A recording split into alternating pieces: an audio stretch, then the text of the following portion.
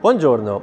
Kawasaki Robotics ha sviluppato un sistema di programmazione e di guida manuale intuitivo e semplificato che permette l'insegnamento rapido del robot senza alcuna conoscenza di programmazione.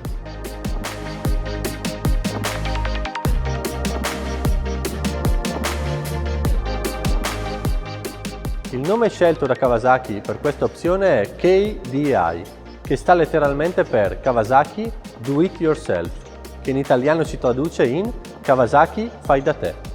Il KDI è disponibile in due versioni, una per programmi di manipolazione e l'altra, come in questo video, per programmi di saldatura, entrambi con le loro istruzioni specifiche. Tramite un software installato su PC o tablet Windows possiamo creare un nuovo programma robot andando a selezionare tutti i parametri, come per esempio il tipo di movimento e la velocità.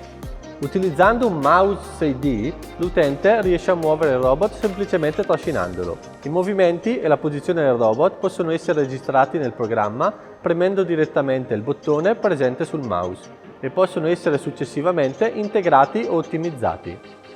Una volta ultimato il programma, è possibile inviare lo stesso da PC o tablet direttamente al robot per verificare il percorso creato e di conseguenza, se corretto, lanciarlo in produzione. Il KDI rende la programmazione robotizzata accessibile a tutti. Programmare un robot non è mai stato così facile.